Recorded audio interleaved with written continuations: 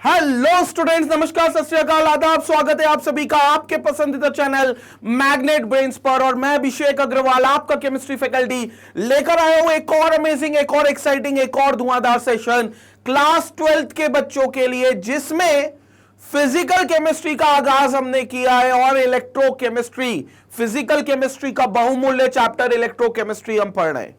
और आज इस चैप्टर में एक और बार बहुत इंपॉर्टेंट टॉपिक पढ़ने वाले हैं। एक और बार आपके स्कूल के फेवरेट, आपके स्कूल के माट साहब और माट साहिबा का जो फेवरेट टॉपिक है उस पर बात करने वाले हैं। और टॉपिक है फैराडेज लॉ ऑफ इलेक्ट्रोलाइसिस।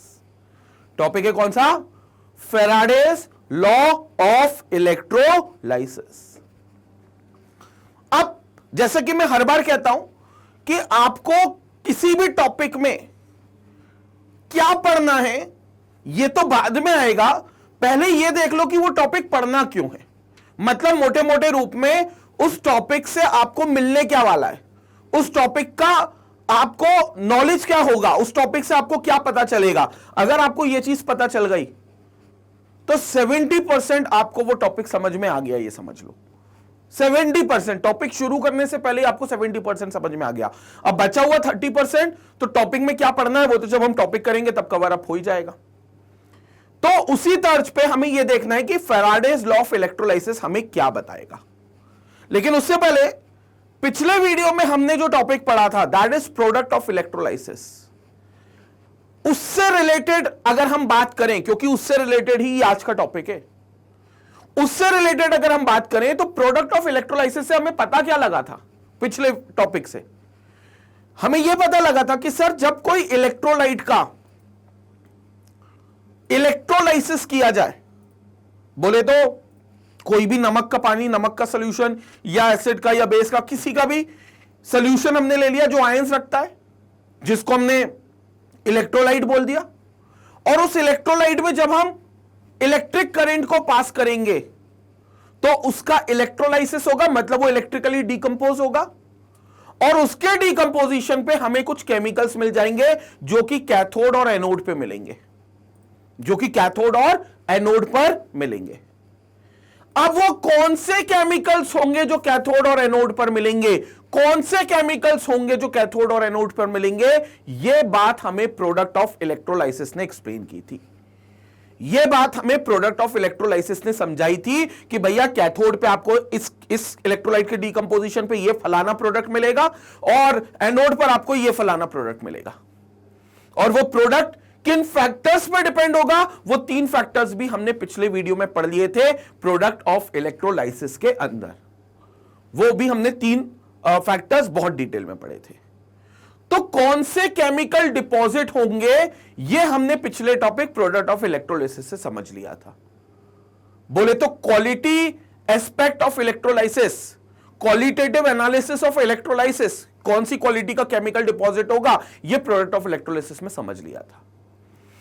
अब इस वीडियो में फैराडेज लॉ ऑफ इलेक्ट्रोलाइसिस में हम यह जानेंगे कि वो केमिकल जो डिपॉजिट हुए हैं रिस्पेक्टिव इलेक्ट्रोड्स पर, कैथोड पर और एनोड पर, वो कितनी मात्रा में डिपॉजिट होंगे।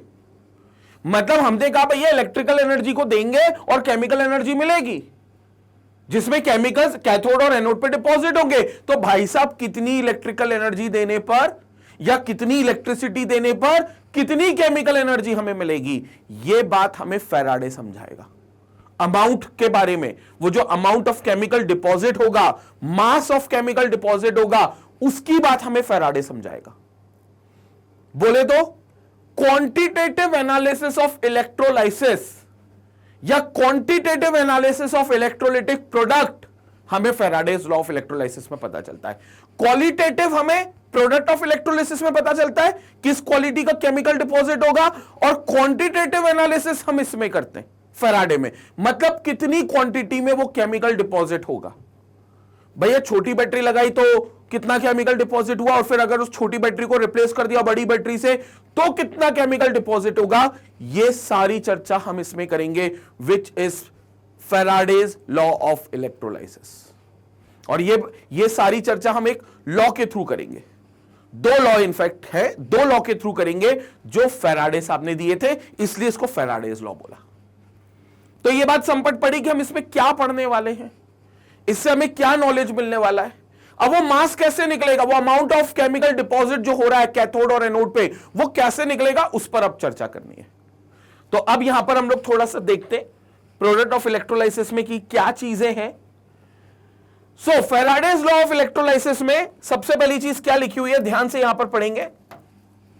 Michael Faraday gave a quantitative relationship between the amount of substance liberated.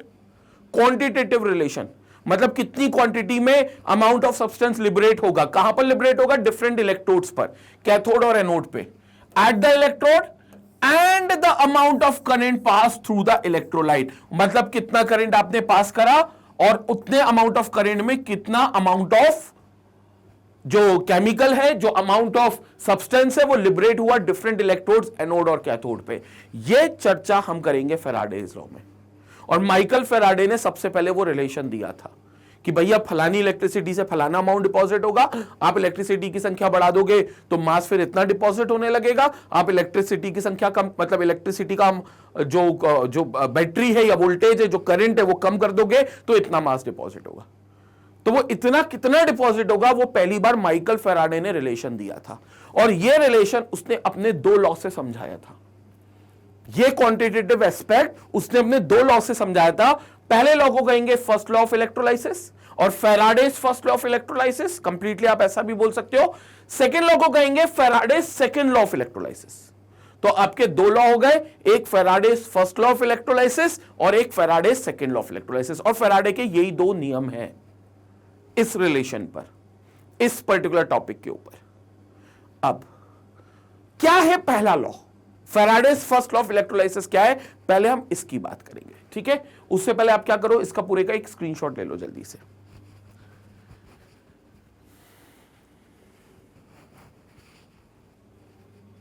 Okay, now सबसे पहले बात करते हैं फर्स्ट लॉ ऑफ इलेक्ट्रोलाइसिस की, Faraday's first law of electrolysis. बहुत सिंपल लॉ है।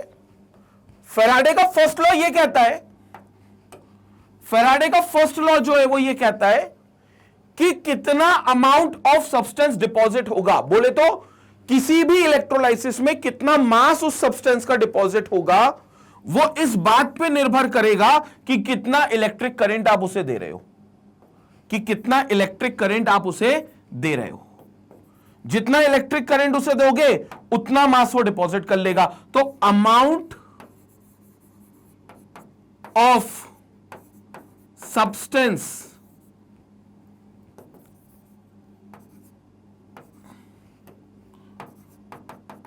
Amount of substance deposited is directly proportional to the amount of electricity passed or is directly proportional to the amount of charge passed. Is directly proportional to the amount of charge passed in electrolysis. Charge passed in electrolysis. मतलब कितना substance deposit होगा और उस deposition का value, बोले तो amount, इस बात पे निर्भर करेगा कि आप इलेक्ट्रोलिसिस के दौरान कितनी बड़ी बैटरी लगा रहे हो।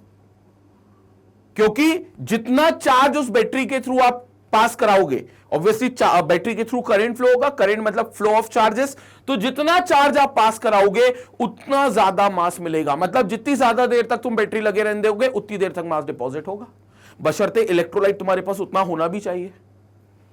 तो अगर सब्सटेंस डिपॉजिटेड का अमाउंट मुझे निकालना है तो एक तरीके से मैं कह सकता हूं कि ये मास हो गया, because amount of substance deposited means mass of substance deposited. तो मैं ये कह सकता हूं कि भैया यहां पर मास भी आ सकता है। तो मास of substance deposited, mass of substance deposited is directly proportional to the amount of charge passed, amount of charge passed.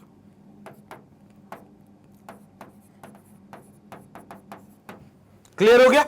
अब सब्सटेंस को मैं मास को एम से डिनोट करूंगा, जो सब्सटेंस का मास होगा मैं उसको एम से डिनोट कर सकता हूं, तो M is directly proportional to Q, where m is the mass of substance and q is the amount of charge passed.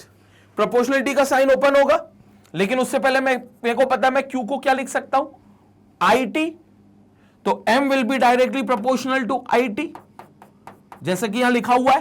क्यों लिख सकता हूं? क्योंकि हमें पता है करंट क्या होता है. What is current? Current is equal to charge,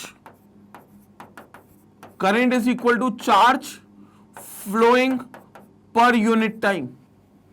जितना भी चार्ज पर यूनिट टाइम में फ्लो हो रहा है उसे हम करंट कह देंगे. तो करंट को मैं अगर क्यू आई से डिनोट करूं, चार्ज को अगर मैं क्यू से डिनोट करूं और टाइम को टी से डिनोट करूं, तो I equal to Q by T हो जाएगा. और I equal to Q by T, this implies Q equal to I T, तो Q equal to I T हो जाएगा. तो मैं क्यू की जगह आई टी भी लिख सकता हूं. तो अगर जो मास था वो क्यू से प्रोपोर्शनल था, तो मतलब मास जो होगा वो आईटी से भी प्रोपोर्शनल होगा, क्योंकि क्यू को मैं आईटी लिख सकता हूं. अब ये प्रोपोर्शनलिटी का साइन हम ओपन कर देंगे, तो यहां पर प्रोपोर्शनलिटी का साइन ओपन हो जाएगा. जैसी प्रोपोर्शनलिटी का साइन हम ओपन करेंगे तो यहां पर आएगा m is equal to z i t. z will be the constant जो यहां इंट्रोड्यूस होगा, z i t. अब z क्या है ये मैं आपको बताता हूं. Z को हम कहते हैं इलेक्ट्रोकेमिकल इक्विवेलेंस,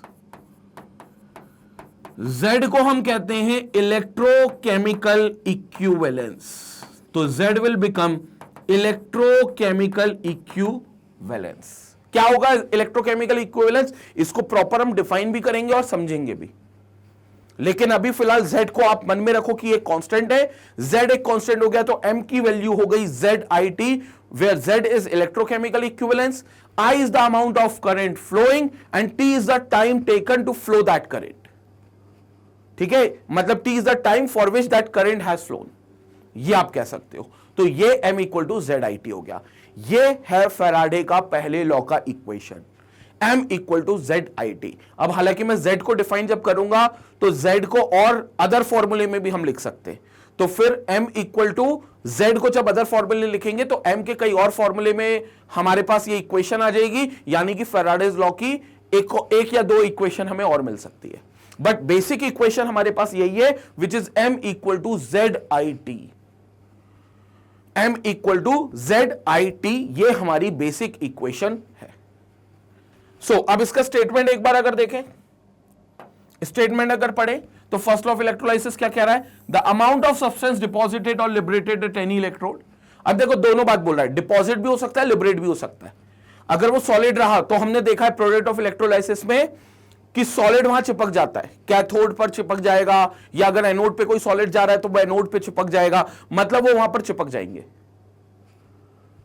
तो वहां पर हम कहेंगे डिपॉजिट हो गया.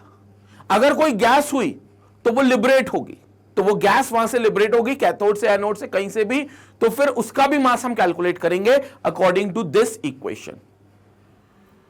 सो is directly proportional, so whatever the amount of substance we have either deposited और लिबरेटेड, वो उस इलेक्ट्रोड पर डायरेक्टली प्रोपोर्शनल होगा to the quantity of electricity pass through the electrolyte. तो जितनी इलेक्ट्रिसिटी पास होगी, क्वांटिटी ऑफ इलेक्ट्रिसिटी जितनी पास होगी उस इलेक्ट्रोलाइट में से, वो उस पर निर्भर करेगा, वो उस पर डिपेंड करेगा, जितनी भी क्वांटिटी ऑफ इलेक्ट्रिसिटी आप पास कर रहे हो. And quantity of electricity is always measure in terms of the quantity of charge that has passed. क्योंकि इलेक्ट्रिसिटी की क्वांटिटी क्या है? मतलब चार्ज की क्वांटिटी है, क्योंकि खुद करंट है क्या? चार्ज का फ्लो यूनिट टाइम में. तो अगर तुम क्वांटिटी ऑफ इलेक्ट्रिसिटी बोल रहे हो मतलब क्वांटिटी ऑफ चार्ज बोलना चाह रहे हो, तो इसलिए m को डायरेक्टली प्रोपोर्शनल किया है q के. ठीक है, according mathematically m is directly proportional to q, m is directly proportional to it. आगे चल के इन्होंने प्रोपोर्शनलिटी का साइन ओपन किया और m इक्वल टू ZIT हो जाएगा. ठीक है, z को डिफाइन करना हमें बहुत इंपॉर्टेंट है, z को समझना उससे भी ज्यादा इंपॉर्टेंट है. तो क्या होगा Z, इस पर चर्चा करते हैं, बट फिलहाल के लिए आपके पास फैराडे की फर्स्ट लॉ की इक्वेशन आ गई, बेसिक इक्वेशन, वो है M इक्वल टू ZIT। जल्दी से स्क्रीनशॉट ले, फिर आगे चर्चा करते हैं।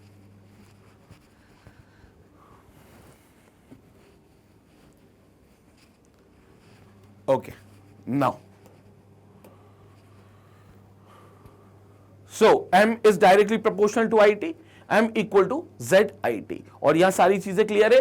Z is electrochemical equivalent, electrochemical equivalent जैसा मैंने आपको वहां पर बताया था, और इसको याद रखना, हम एक और शॉर्ट में बोल सकते हैं ECE, ECE, इलेक्ट्रोकेमिकल इक्विवेलेंट, तो this will become ECE।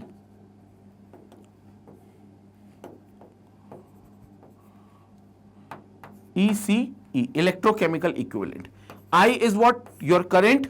T is the time for which electricity is passed. मतलब T वो टाइम है जिसके दौरान आप इलेक्ट्रिसिटी को पास कर रहे हो, and M is the amount of substance deposited or liberated at electrode. तो M क्या है? उस सब्सटेंस का मास है जो कैथोड या एनोड पर या तो डिपॉजिट होगा या फिर लिबरेट होगा, उसका मास है। तो सिंपल, ये कॉमन सेंस भी हमारा यही कहता है कि ठीक है भैया, जितनी ज्यादा देर के लिए आप बैटरी लगाओगे इलेक्ट्रोलाइसिस में, उतनी ज्यादा देर तक इलेक्ट्रोलाइसिस प्रोसेस होती रहेगी, और उतना ज्यादा मास आपको कैथोड और एनोड पर डिफरेंट इलेक्ट्रोड्स पर मिलता जाएगा, जितनी ज्यादा देर तक बैटरी को रन करते जाओ, बशर्ते उसके लिए इलेक्ट्रोलाइट भी वहां मौजूद होना चाहिए। ऐसा नहीं हो कि इलेक्ट्रोलाइट डिकम्पोज हो गया हो तो फिर तुमने बैटरी लगा रखी है, तो वो कोई काम नहीं करेगी, क्योंकि जो जिसको तोड़ना है वो तो खत्म हो गया ना भाई, टूट टूट के। तो उसके लिए इलेक्ट्रोलाइसिस पर्याप्त मात्रा में होना चाहिए, इलेक्ट्रोलाइट जो हो रहा है वो पर्याप्त मात्रा में होना चाहिए। बट अगर इलेक्ट्रोलाइट पर्याप्त मात्रा में है तो जितनी देर के लिए बैटरी लगाओगे इस पर निर्भर करेगा कि कितना मास उसका डिपॉजिट होगा। जितनी ज्यादा देर तक इलेक्ट्रिसिटी पास होगी उतनी ज्यादा देर तक मास वहां पर डिपॉजिट होगा, यानी कि उतना बड़ा मास आपको मिलेगा। अब मुद्दा यह है कि Z क्या है, इलेक्ट्रोकेमिकल इक्विवेलेंट क्या है, इसको हम समझते हैं। तो ध्यान से सुनना, इलेक्ट्रोकेमिकल इक्विवेलेंट क्या है। अगर मैं सिंपल तौर से Z को डिफाइन करूं तो ध्यान से समझेंगे, यहां पर Z को डिफाइन करता हूं मैं। Z जो कि इलेक्ट्रोकेमिकल इक्विवेलेंट है, अगर मैं उसको डिफाइन करूं तो इट इज, पहले लिख देता हूं, इलेक्ट्रोकेमिकल इक्विवेलेंट, इलेक्ट्रोकेमिकल इक्विवेलेंट। अब ये क्या है, ध्यान से समझेंगे इस बात को। M इक्वल टू ZIT, मेरे पास एक इक्वेशन आ गई। इस इक्वेशन को मैं थोड़ी देर के लिए यहां लिख देता हूं, दोबारा लिख देता हूं। तो M is equal to ZIT। एक काम करते हैं, I को मैं 1 एम्पियर मान लेता हूं, मतलब 1 एम्पियर करंट फ्लो हुआ है। टाइम को मैं 1 सेकेंड मान लेता हूं कि 1 सेकेंड के लिए फ्लो हुआ है, मतलब 1 एम्पियर करंट 1 सेकेंड के लिए मैंने फ्लो किया है। किसमें से? इलेक्ट्रोलिसिस प्रोसेस में बैटरी लगा के। तो बैटरी मैंने लगाई, 1 एम्पियर करंट फ्लो कराया जस्ट फॉर 1 सेकेंड, और we can say the amount of charge passed is 1 coulomb, क्योंकि 1 एम्पियर करंट 1 सेकेंड में ट्रैवल कर रहा है, मतलब चार्ज जो पास हो रहा है वो 100% 1 कूलम पास हो रहा है। ठीक है, तो अगर मैं 1 एम्पियर की वैल्यू इस इक्वेशन में रखूं ऊपर वाले में, और 1 सेकेंड भी ऊपर वाली इक्वेशन में रखूं, तो होगा क्या? M will be equal to Z into 1 ampere into 1 second. तो M will be equal to Z। अब तुम डिफाइन कर लो, बड़ा आसान हो गया। M will be equal to Z। What does that mean? M Z के बराबर है, मतलब क्या है कि Z जो है ये actually mass of the substance deposited ही है, मतलब ये सब्सटेंस जो डिपॉजिट हो रहा है अलग अलग इलेक्ट्रोड, एनोड पर और कैथोड पर, या जो इलेक्ट्रोड पर लिबरेट हो रहा है सब्सटेंस एनोड पर और कैथोड पर, उसके मास के इक्वल ही है। Z क्या है? उसके मास के ही इक्वल है, बशर्ते अगर उस इलेक्ट्रोलिसिस प्रोसेस में आपने करंट को 1 एम्पियर सिर्फ 1 सेकेंड के लिए फ्लो कराया हो। तो बस मैंने बैटरी लगाई और निकाल ली, 1 एम्पियर करंट फ्लो कराया 1 सेकेंड के लिए, तो जितना भी मास उन इलेक्ट्रोड्स पर डिपॉजिट या लिबरेट होगा, Z वही चीज है। तो तो Z is nothing but the amount of substance deposited when 1 ampere of current flows in electrolysis just for 1 second. ये हो गया Z, ये हो गया Z. तो Z को एक बार डिफाइन करते हैं यहां पर. तो Z क्या हो गया? Z बोले तो electrochemical equivalence is the amount of substance, is the amount of substance deposited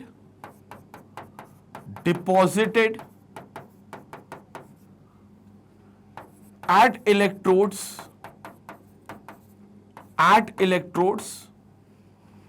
when 1 ampere of current flows for 1 second. Flows for 1 second. Simple.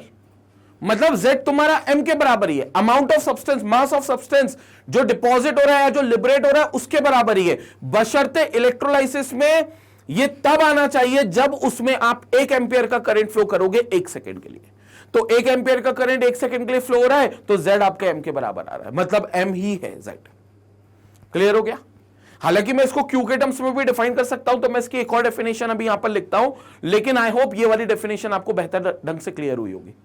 M is equal to Z मतलब electrochemical equivalence substance का mass ही है जब current 1 ampere 1 second के लिए electrolysis में flow किया जाए. खत्म.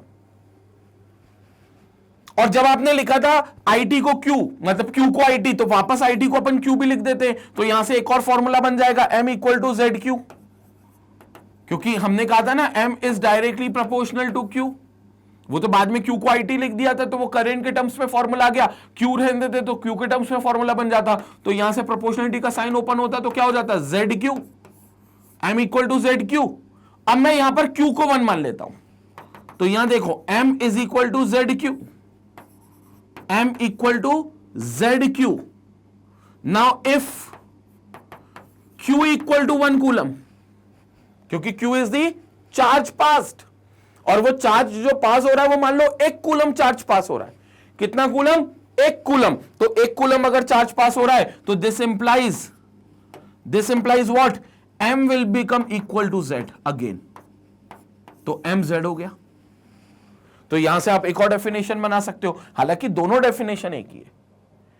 वो भी अमाउंट ऑफ सब्सटेंस के बराबर आएगा, यहां पर भी मास ऑफ दी सब्सटेंस के बराबर आएगा. बस इतना अंतर बता रहे हैं कि जब 1 एम्पियर करंट फ्लो होगा 1 सेकंड में, तो यहां मैं लिख दूंगा 1 कूलम चार्ज पास होगा तब.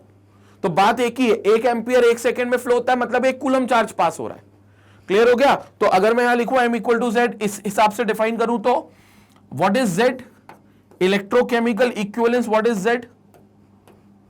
तो we have Z equal to, ध्यान से देखेंगे, Z is the mass of substance deposited, और इधर भी अमाउंट नहीं लिखना चाहिए, अमाउंट में हमें क्लियर है कि वो मास है, तो यहां पर भी हम मास कर देंगे. So is the mass of substance deposited, is the mass of substance deposited when 1 coulomb of charge is passed through it. When 1 coulomb of charge is passed in electrolysis. Is passed in electrolysis. Simple. तो Z क्या है? It's the mass of the substance deposited at the electrodes when 1 coulomb of charge is passed in electrolysis. तो जब 1 coulomb charge पास होगा electrolysis में, तो जितना भी मास डिपॉजिट होगा वही Z बन जाता है. और 1 कूलम मतलब 1 एम्पियर जब 1 सेकंड में फ्लो होगा तो 1 कूलम चार्ज ही पास होगा. तो ये दोनों में से आपको जो डेफिनेशन अच्छी लगे आप Z के लिए वो लिख सकते हो. कोई भी टीचर दोनों डेफिनेशन मानेगा, ऐसा नहीं है कि वो एक डेफिनेशन मानेगा दूसरा अगर लिखोगे तो काट देगा. नहीं, कोई टीचर कोई डेफिनेशन नहीं काट सकते. ये दोनों डेफिनेशन आपके एक तरीके से Z की है. तो बीच में मैं और लगा देता हूं, आप दोनों में से कोई सी भी डेफिनेशन यहां पर बोल सकते हो. क्लियर हो गया? अब ये Z समझ में तो आ गया, लेकिन दिक्कत ये है कि सर इस Z को हम निकालेंगे कैसे? हमें Z को निकालना भी तो आना चाहिए, तो वो निकालेंगे कैसे उस बात को भी समझते हैं। पहले आप क्या करो, इस पूरे का कंप्लीट स्क्रीनशॉट ले लो, इसका स्क्रीनशॉट ले लो। तो अब अपन ने Z समझ लिया कि Z है क्या, और दोनों डेफिनेशन एक ही बात कह रही हैं कि ये mass of the substance deposited ही है, इलेक्ट्रोलाइसिस में जो डिफरेंट इलेक्ट्रोड पे जमा होगा, लेकिन कब? जब 1 एम्पियर करंट 1 सेकंड के लिए फ्लो किया जाए, बोले तो 1 कूलम चार्ज फ्लो किया जाए। लेकिन अब मुद्दा यह है कि ये Z निकलेगा कैसे? अब हम इस Z को कैलकुलेट कैसे करेंगे? तो उसके लिए अब हमें एक और थ्योरी को समझना पड़ेगा। Z निकलेगा कैसे? ध्यान से समझेंगे इस बात को। पहले हम इस पार्ट पर आ जाते हैं। तो Z निकलेगा कैसे? तो यहां पर उन्होंने इसी तरीके से Z को पहले तो डिफाइन किया है, जो मैंने ऑलरेडी आपको बता दिया है। Let us consider the following expression, M equal to ZIT। Now if 1 ampere current is allowed to pass through the cell for 1 second, 1 ampere current को अलाउ कर दो 1 सेकेंड में पास होने के लिए, then M will be equal to Z। ये है important relation, M equal to Z। तो ये हो जाएगा M इक्वल टू Z। ठीक है? Thus, the electrochemical equivalent is defined. Thus, the electrochemical equivalent is defined as the amount of substance liberated or deposited at the electrode on supplying 1 ampere current for 1 second. क्या है? Thus, the electrochemical equivalent ECE बोले तो Z is defined as the amount of substance liberated or deposited at the electrode on supplying 1 ampere current for 1 second. तो जब आप 1 ampere current 1 second तक flow करोगे, तो आपको जो M होगा, वो जो मास डिपॉजिट होगा, वही आपका Z होगा इलेक्ट्रोलिसिस प्रोसेस में। यही चीज है। अगर आपको डेफिनेशन वहां लिख ली है तो ठीक है, नहीं इनकेस कोई लिख पाया है तो स्क्रीनशॉट खींच ले इसका जल्दी से।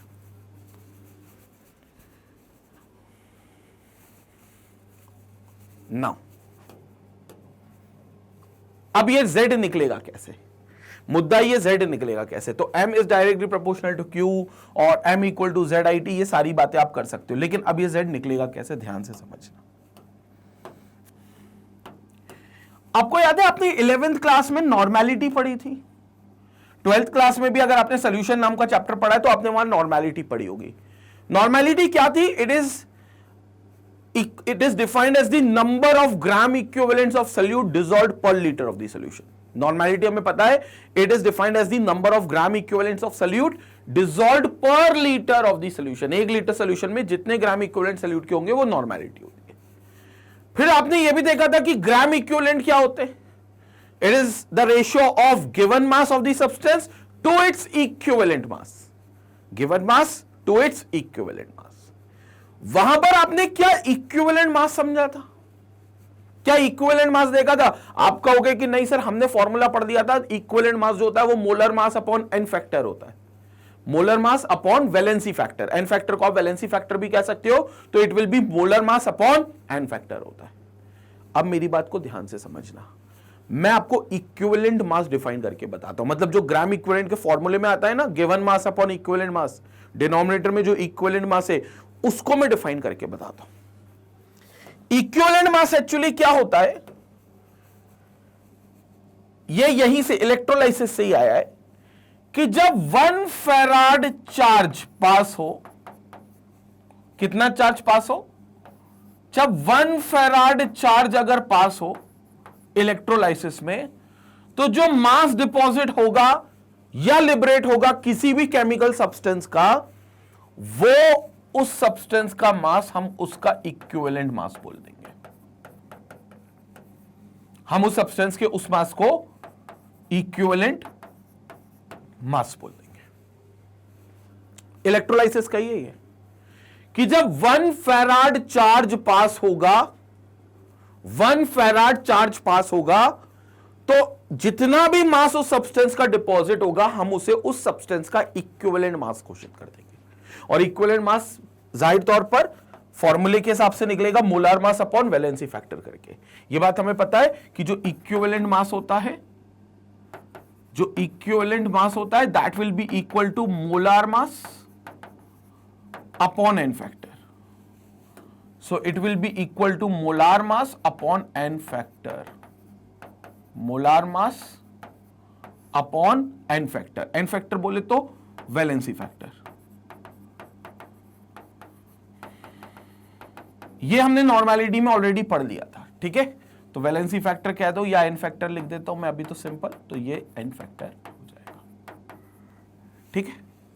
वही इक्विवेलेंट मास अगर हमको कंसेप्चुअली समझना है तो ये वो मास होता है जो इलेक्ट्रोलाइसिस में 1 फैराड चार्ज के पास होने पर हो, 1 फैराड चार्ज पास होने पर।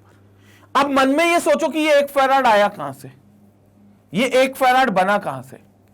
तो एक्चुअली 1 फैराड क्या होता है, it's the charge present on, it's the charge present on 1 mole of electrons. 1 farad बोले तो it's a charge present on 1 mole of electrons.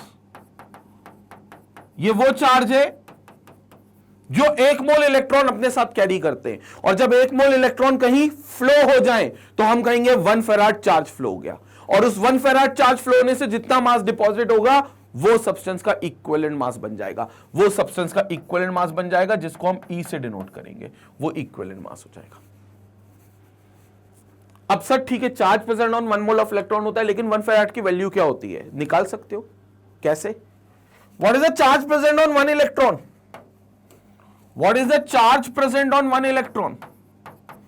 So charge present on 1 electron कितना होता है? सबको पता होनी चाहिए भाई ये बात तो। It's 1.6 into 10 raised to the power minus 19 coulomb. Magnitude कितना होता है?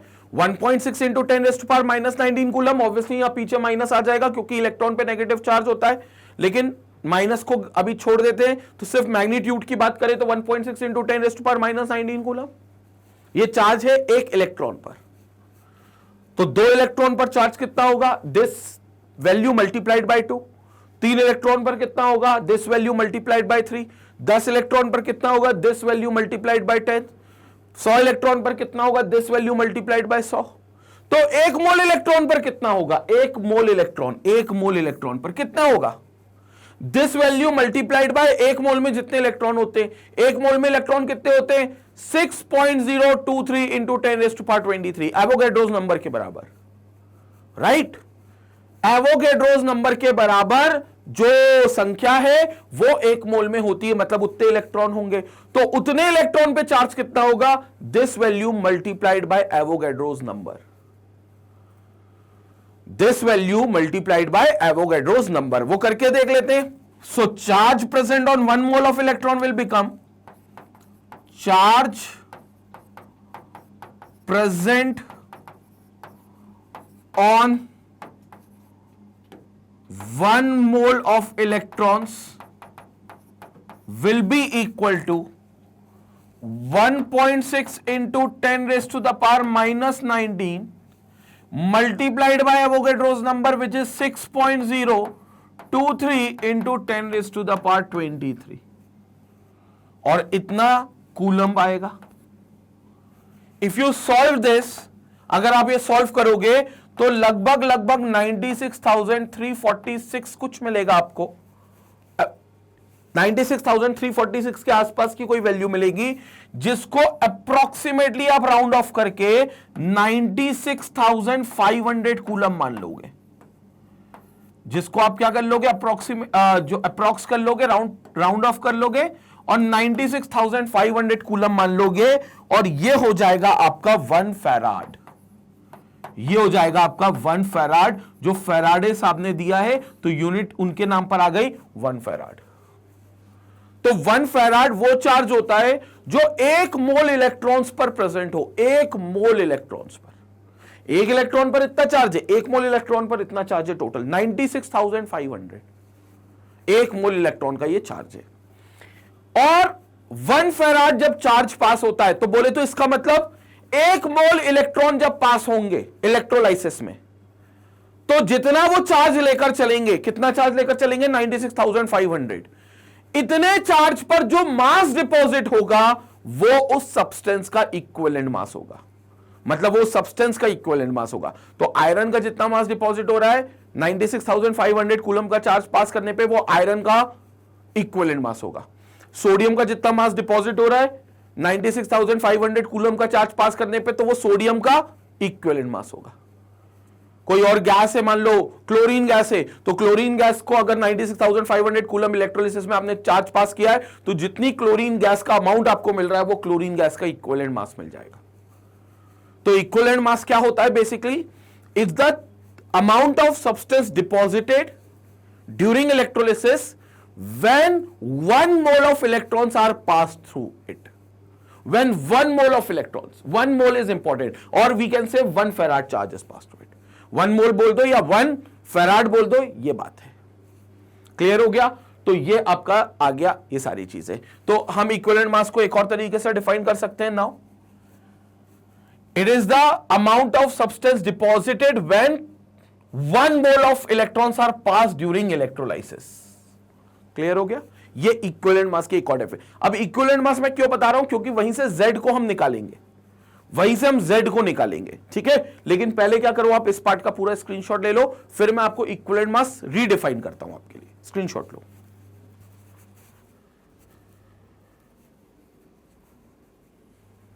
नाउ यहां पर देखेंगे आप, तो मैं इसको अगर रीडिफाइन करूं, किसको? इक्विवेलेंट मास को। इक्विवेलेंट मास को अगर हम रीडिफाइन करें, ध्यान से देखेंगे, इक्विवेलेंट मास को सीधा रीडिफाइन करते हैं।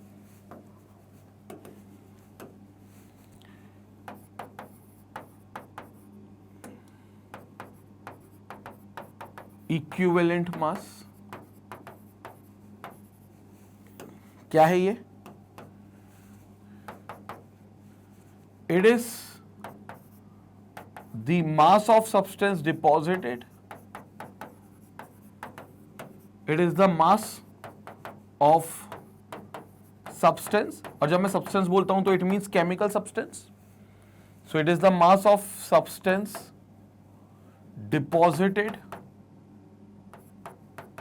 deposited when during electrolysis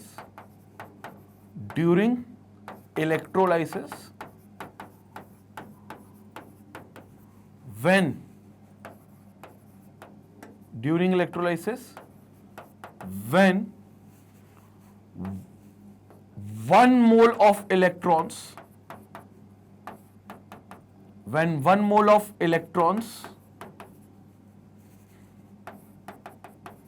are passed through it, are passed through it। जब 1 मोल इलेक्ट्रॉन पास होंगे तो जो भी सब्सटेंस का मास डिपॉजिट होगा इलेक्ट्रोलाइसिस के दौरान वो इक्विवेलेंट मास होगा। क्लियर हो गया? 1 मोल ऑफ इलेक्ट्रॉन के पास कितना चार्ज होता है? 96,500 coulomb. This 1 mole of electrons will carry 96,500 coulomb, so that implies 96,500 coulomb के चार्ज पास होने पर जो मास डिपॉजिट होगा वो उस सब्सटेंस का इक्विवेलेंट मास होगा। जो मास डिपॉजिट होगा वो उस सब्सटेंस का इक्विवेलेंट मास होगा, जिसको मैं ई से डिनोट कर देता हूं। तो इसका मतलब यह हुआ 96,500 कूलम पर उतना मास डिपॉजिट हो रहा है इक्विवेलेंट मास के बराबर। मतलब 1 कूलम चार्ज अगर पास होता, 1 कूलम अगर चार्ज पास होता, तो 1 कूलम चार्ज पास होने पर कितना मास डिपॉजिट होता? 1 कूलम चार्ज पास होने पर इक्विवेलेंट मास बोले तो E डिवाइडेड बाय 96,500 के बराबर मास डिपॉजिट होता, क्योंकि 96,500 इतना मास डिपॉजिट कर रहा है, इतना मास डिपॉजिट कर रहा है। तो 1 कूलम कितना कर रहा है? 96,500 को उधर ले जाओ तो वो डिनोमिनेटर में चला गया। अब इतना जो मास डिपॉजिट हो रहा है ये कुछ और नहीं बल्कि ये Z हो गया, जिसको तुम ECE कह सकते हो, जिसको तुम ECE कह सकते हो। क्यों? क्योंकि ये वो मास डिपॉजिट है जो 1 कूलम चार्ज पास होने पर डिपॉजिट हो रहा है। और 1 कूलम चार्ज पास होने पर जितना भी मास डिपॉजिट होता है इलेक्ट्रोलाइसिस में, उसे हम ECE कह देते, Z कह देते। पिछली डेफिनेशन देख लो, 1 कूलम चार्ज पास हुआ तो जितना भी मास डिपॉजिट हुआ वो ECE हो गया, वो Z हो गया। तो Z is nothing but equivalent mass upon 96,500। तो इक्विवेलेंट मास को अगर मैं E से डिनोट करूं तो Z will be equal to E divided by 96,500। ये आपका Z का फॉर्मूला आ जाएगा। मैंने कहा था ना Z का फॉर्मूला क्या होगा, ये कैसे पता चलेगा। Z को हमने डिफाइन तो कर लिया कि भैया ये वो मास है जब 1 कूलम चार्ज पास होता है या 1 एम्पियर करंट 1 सेकंड के लिए पास होता है, तो ये वो जो मास डिपॉजिट करता है ये उसके बराबर है। लेकिन ये पता तो होना चाहिए वैल्यू।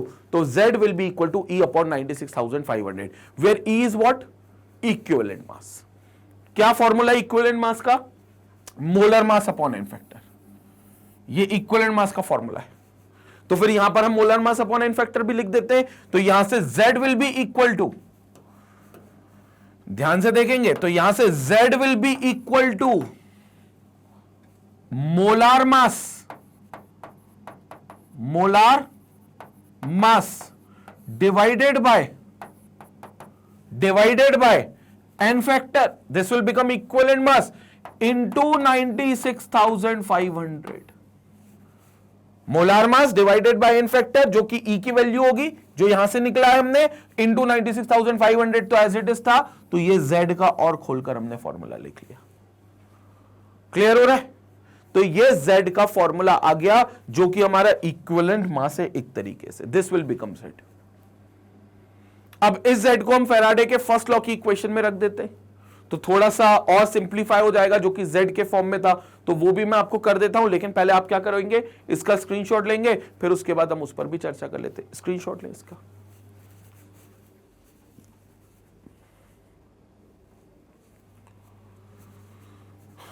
नाउ आगे चलते हैं।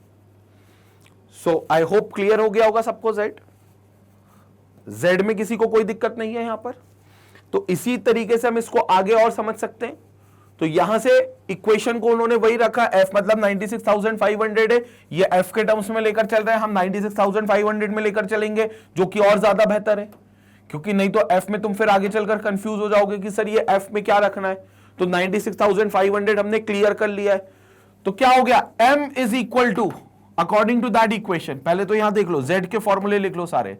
तो Z क्या है basically, either equivalent mass divided by 96,500,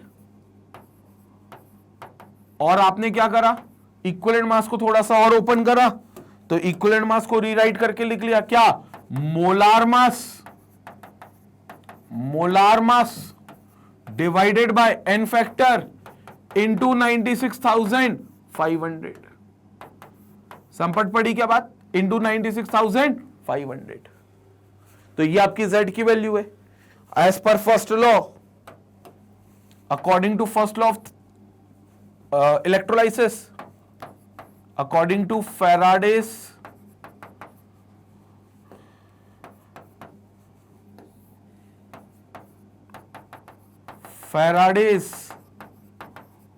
first law of electrolysis, Faraday का पहला जो नियम है इलेक्ट्रोलाइसिस का, उसके हिसाब से अगर हम देखें तो as per Faraday's first law of electrolysis, M is equal to Z into I into T। ये किसके हिसाब से, फैराडे के फर्स्ट लॉ के हिसाब से, M equal to Z into I into T। Clear हो गया। अब अपन क्या करें, Z के सारे फॉर्मूले ओपन करके लिख दें। तो जब फॉर्मूले ओपन करेंगे तो क्या बन जाएगा, M is equal to Z की जगह पहला फॉर्मूला क्या लग सकता है, E अपॉन 96,500 इंटू I, बोले तो करंट इंटू T। तो ये आ गया आपका एक फॉर्मूला M का। तो M will be equal to E upon 96,500 into I into T। दूसरा अपन E को भी खोल सकते हैं, molar mass upon N factor. तो मतलब Z का फिर ये पूरा फॉर्मूला हम रख सकते हैं, तो वो भी रख देते हैं। तो M will be equal to एक और formula, molar mass molar mass, ये किसका मोलर मास रहेगा याद रखना, उस सब्सटेंस का जो डिपॉजिट हो रहा है या लिबरेट हो रहा है, कहां पर, कैथोड या एनोड पर, कहीं पर भी जो भी केमिकल सब्सटेंस होगा उसका मोलर मास होगा जो तुम्हारे दिमाग में होगा। तो molar mass upon N factor into 96,500 into I into T. तो ये आपका फॉर्मूला हो गया एम का, according to first law of electrolysis, according to first law of electrolysis. अब आप एक और काम कर सकते हो कि आई टी को क्यू भी लिख सकते हो, यहां जो आई टी आ गया आई इंटू टी, उसको आप क्यू भी लिख सकते हो। तो जब आप इसको क्यू लिखोगे तो इट विल बिकम, और थोड़ा सिंप्लीफाई हो जाएगा और ये फॉर्मूला आ जाएगा that M will be equal to molar mass, substance का जो भी मोलर मास है वो, divided by n factor, divided by n factor into 96,500 into Q. तो ये आपको पूरा मिल जाएगा जो कि एम आएगा। तो ये एम के आपके दो फॉर्मूलेज हैं, आप ये भी फॉर्मूला यूज कर सकते हो, ये तो कर ही रहे थे अभी अपन फर्स्ट लॉ से। तो ये तीन फॉर्मूले आप कह सकते हो कि ये नए फॉर्मूले जिसमें हमने z को खोलकर लिख दिया, क्योंकि z सीधे तौर पे क्वेश्चन में नहीं दिया जाएगा, मैं आपको अभी बता रहा हूं। z जब सीधे तौर पे क्वेश्चन में नहीं दिया जाएगा तो सारे डेटा इकट्ठा करके हमको z की जगह पुट करना पड़ेगा। i इंटू टी आपको क्वेश्चन में दिया जाएगा या q जो होगा वो क्वेश्चन में दिया जाएगा, तो आप जो मास डिपॉजिट होगा वो सीधे तौर पे निकाल सकते हो। ये जो मास है वो आप सीधे तौर पे निकाल सकते हो। क्लियर हो गया, ये पूरी चीजें क्लियर हो गई। यही चीज यहां पर इनने लिखी हुई है that m is equal to M I T upon Z F. फिर इनने m को जो यहां पर मास है मोलर मास उसको वो यहां ले गए, जब यहां ले गए तो आई टी अपॉन जेड एफ हो गया। अब यहां क्यों ले गए उसका भी मैं आपको रीजन बताता हूं एक और फॉर्मूला ये बनाने के प्रयास में, जो कि मोल्स का है, क्योंकि आपको पता है गिवन मास अपॉन मोलर मास जब आप करोगे तो मोल्स के बराबर चीजें आ जाएंगी, वो मोल्स भी हम यहां पर निकाल सकते हैं। कैसे निकालते हैं एक्सप्लेन करते हैं, बट पहले आप इसका स्क्रीनशॉट ले लो, पूरे का स्क्रीनशॉट लेंगे।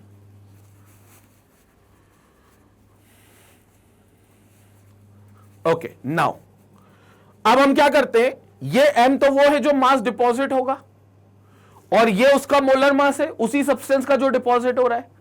तो मोलर मास को इस मास के डिनोमिनेटर में ले जाते हैं, क्योंकि यह है न्यूमरेटर में तो इस साइड जाएगा तो ऑटोमेटिकली डिनोमिनेटर में आएगा।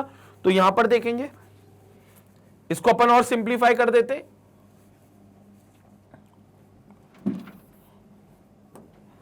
तो लास्ट फॉर्मूला हम लोग फिर देख लेते थोड़ा सा।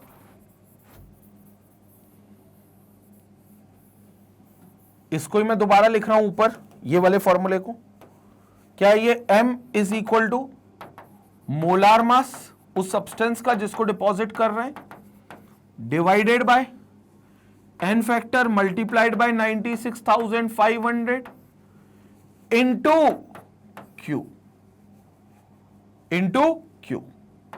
ठीक है, यहां से मैं इसको इरेज कर देता हूं। नाउ अब क्या करें, ये तो सब्सटेंस का मास है जो डिपॉजिट हो रहा है, मतलब एक तरीके से ये गिवन मास हो गया, क्योंकि सब्सटेंस का जो मास है ये वेरी करेगा जो डिपॉजिट हो रहा है। ये एक तरीके से गिवन मास हो गया, इसमें मोलार मास को यहां डिनोमिनेटर में ले जाते हैं, तो ये हो जाएगा क्या, m by molar mass, m upon molar mass,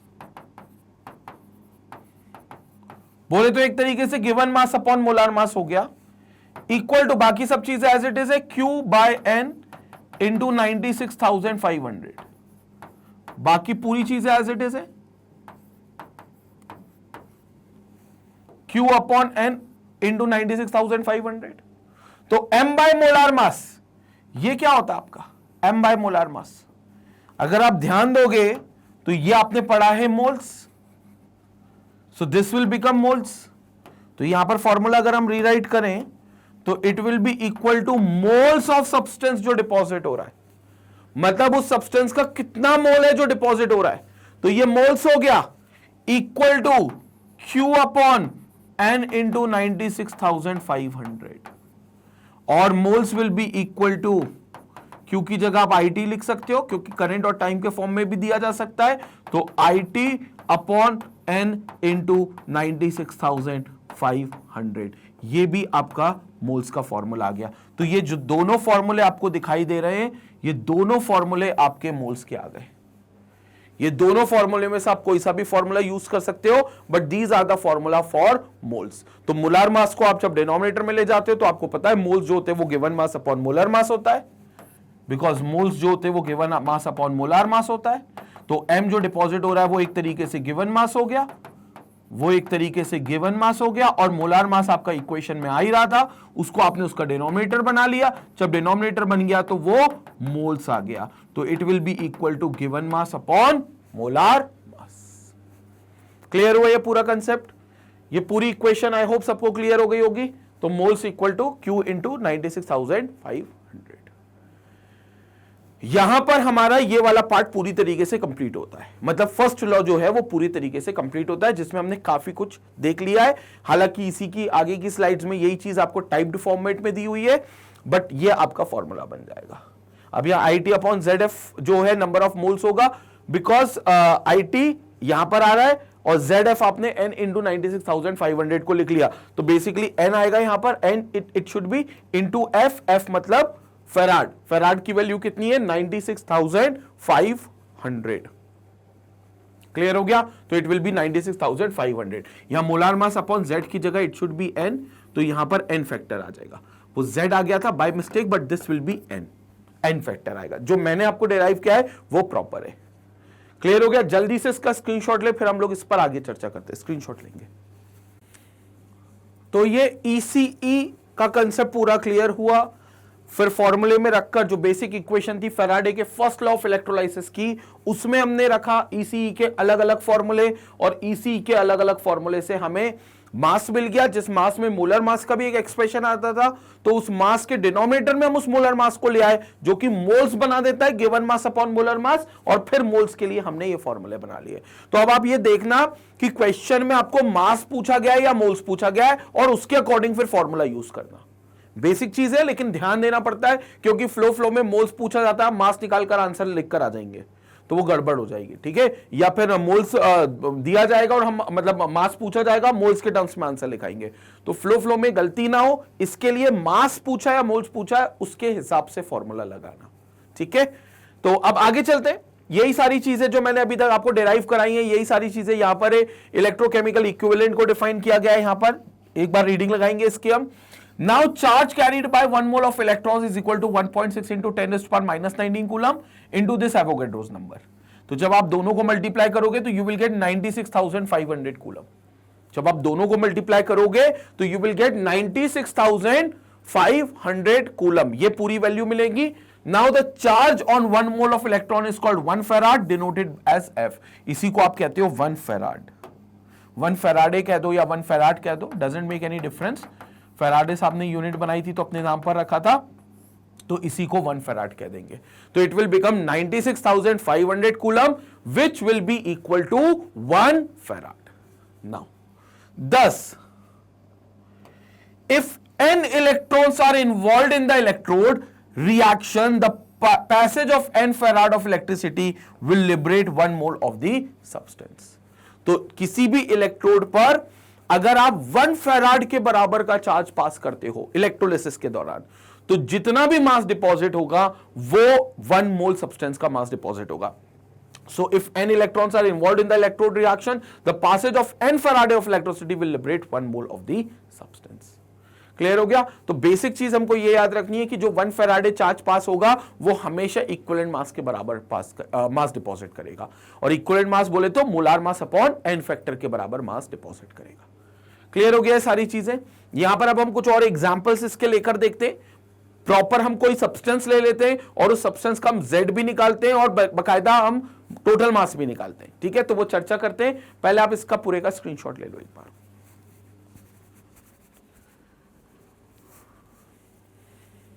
okay, now so 1 Faraday of electricity deposits 1 gram equivalent of the substance। 1 gram equivalent of the substance, equivalent weight is equal to atomic weight of the element upon number of electrons। ये formula हम already देख चुके हैं। Equivalent weight, equivalent mass बोल दो या equivalent weight बोल दो, केमिस्ट्री में मास और वेट तो एक ही चीज होती है। तो equivalent weight is equal to atomic weight of the element. जो भी एलिमेंट तुम डिपॉजिट कर रहे हो उसका जो भी एटॉमिक वेट होगा वो यहां लिखेंगे, upon number of electrons gained और लॉस्ट बाय दैट एटम और आयन। क्योंकि इलेक्ट्रोलिसिस में या इलेक्ट्रोलिटिक सेल में इलेक्ट्रॉन एक्सचेंज होंगे। आपको पता है कोई एक इलेक्ट्रॉन लूज करेगा, कोई एक इलेक्ट्रॉन गेन करेगा। तो जितने इलेक्ट्रॉन वो लूज और गेन कर रहा है वो उनका एन फैक्टर कहलाएगा। याद रखना, जितने भी इलेक्ट्रॉन वो गेन या लूज कर रहे हैं तो वो उसका एन फैक्टर कहलाएगा। तो जैसा कि हमने पढ़ा equivalent mass will be equal to molar mass upon N factor, तो वही यहां पर atomic weight of the element लिया है जो ग्राम में हो जाएगा तो मोलर मास हो जाएगा, अपॉन ये जो नंबर ऑफ इलेक्ट्रॉन्स गेन और लॉस लिखा है बाय एन एटम और आयन, यही आपका एन फैक्टर होगा इलेक्ट्रोलाइसिस में। यही आपका एन फैक्टर होगा इलेक्ट्रोलाइसिस में। So this will become an factor. ठीक है, तो याद रखना इन electrolyte, in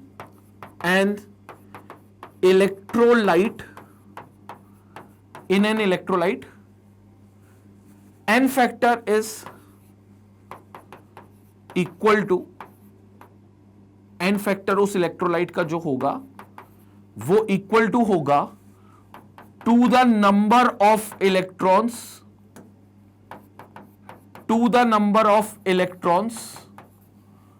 gained or loss, to the number of electrons gained or loss by an atom or ion। या तो कोई एटम करेगा या कोई आयन करेगा। Obviously gain of electron generally cation करता है, तो कैटायन गेन ऑफ इलेक्ट्रॉन्स करेगा, और लॉस जो करेगा वो एटम करेगा, न्यूट्रल एटम। इलेक्ट्रोलाइटिक सेल में हमने जनरली यही देखा है।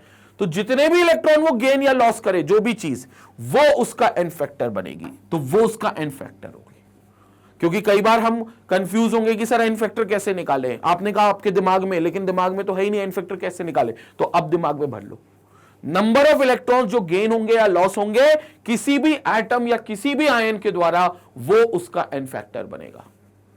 जैसे कॉपर सल्फेट है, तो कॉपर सल्फेट का जब इलेक्ट्रोलाइसिस करोगे तो कॉपर आयन 2 इलेक्ट्रॉन गेन करता है, तो एन फैक्टर वहां 2 हो जाएगा कॉपर के केस में। तो जो भी एन फैक्टर जहां भी इस्तेमाल करना है वो आपको यहां पर आपको करना होगा as a equal to 2 copper के केस में। अभी मैं प्रॉपर एग्जांपल लूंगा सबके, तो मैं एग्जांपल से आपको और सारी चीजें बता देता हूं। इक्विवेलेंट वेट्स कैसे निकालने वो आपको सारी चीजें एक बार मैं बता देता हूं। ठीक है, जल्दी से आप इसका स्क्रीनशॉट ले लें, फिर आगे और चर्चा करते हैं।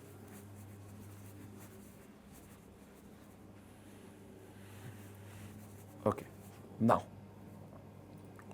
सो यहां पर कुछ एग्जांपल्स मैं आपको बता देता हूं, कुछ एग्जांपल्स की चर्चा करते, फिर सेकेंड लॉ पर सीधा चल देंगे। पहला एग्जांपल है, this is for sodium,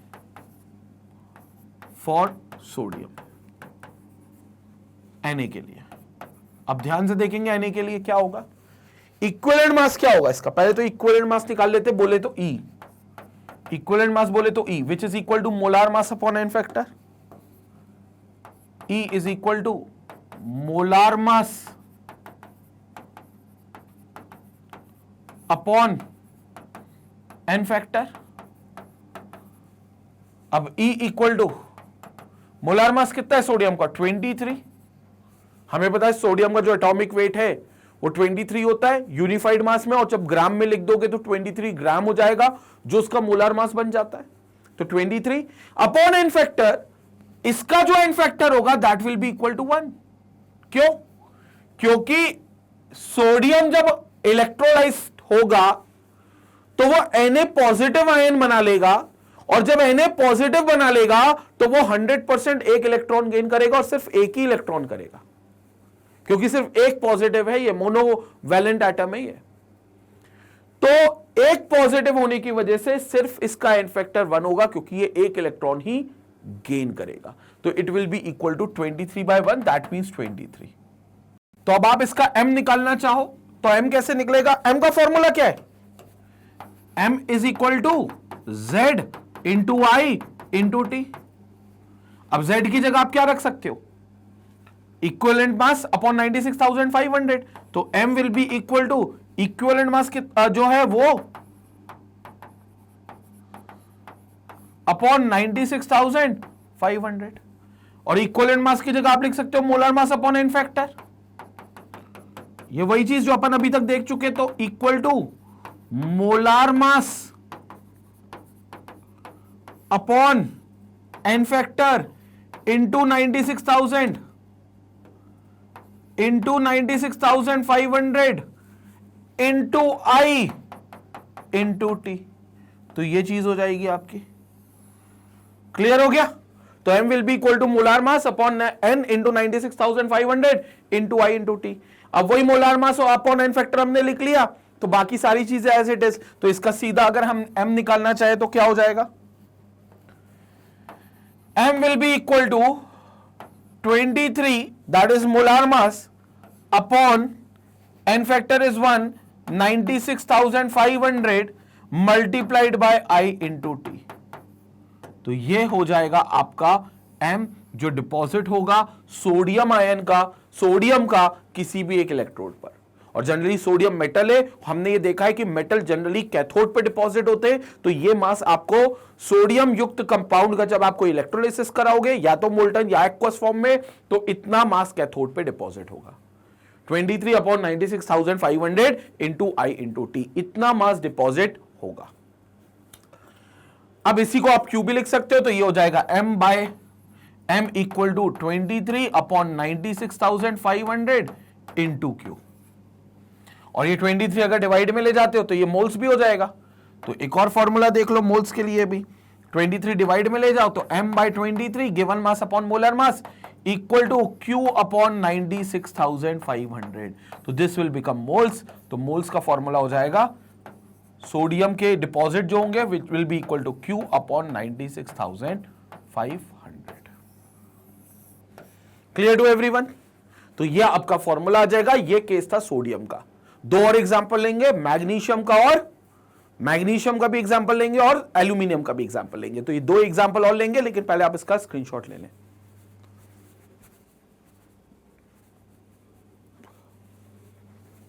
okay, now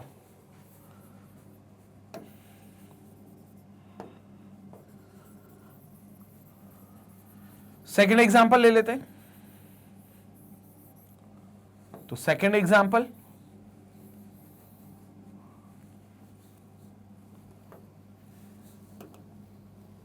किसका लेंगे? मैग्नीशियम का। So this is for magnesium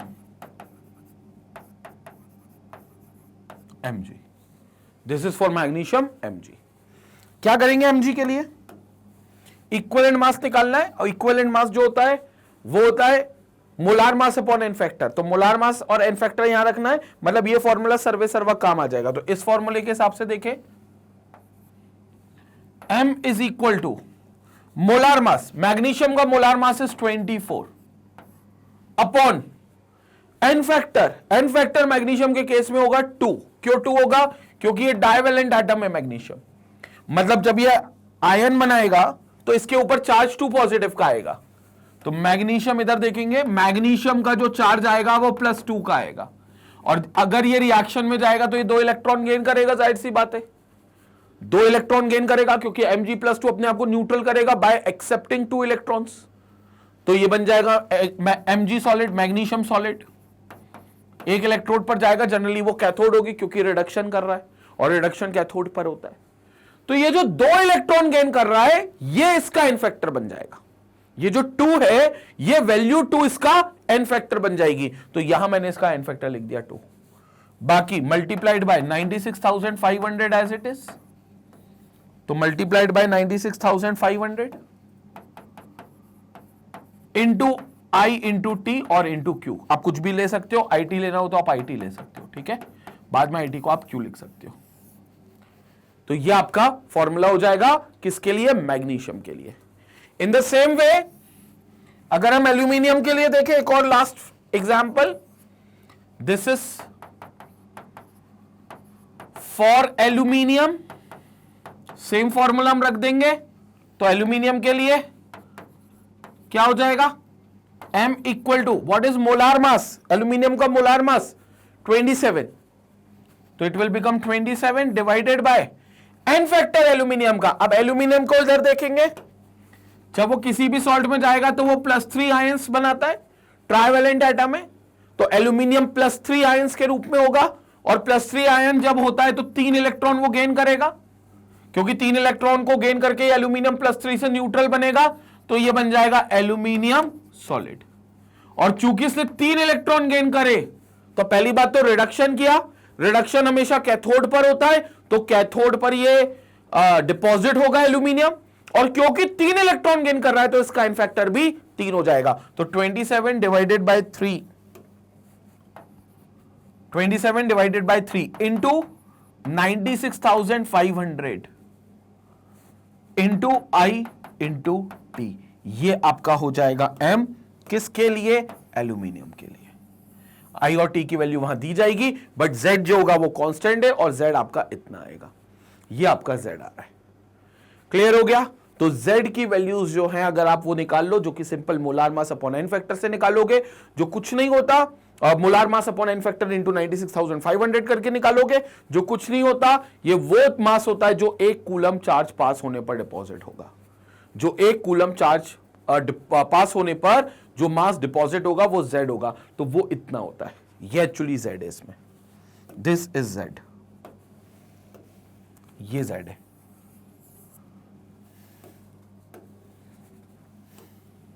तो ये आपका क्या हो गया? z हो गया, ये आपका z हो गया। सेम ये जो हो गया आपका, ये आपका z हो गया, तो ये भी आपका z हो गया। क्लियर हो गया? तो दिस इज द फॉर्मूला, और यहां पर हमारा first law of electrolysis, Faraday's first law of electrolysis पूरी तरीके से कंप्लीट होता है। अब हम आते हैं फेराडेज के सेकंड लॉ पर। हालांकि मैं आपको बता दूं सेकंड लॉ जो है वो एक्सटेंशन है फर्स्ट लॉ का, बस मतलब वो कोई अलग से कोई चीज नहीं बताएगा, फर्स्ट लॉ से ही कनेक्ट होकर सेकंड लॉ बना है। कैसे बना है एक्सप्लेन करते हैं, पहले आप इसका स्क्रीनशॉट ले लें।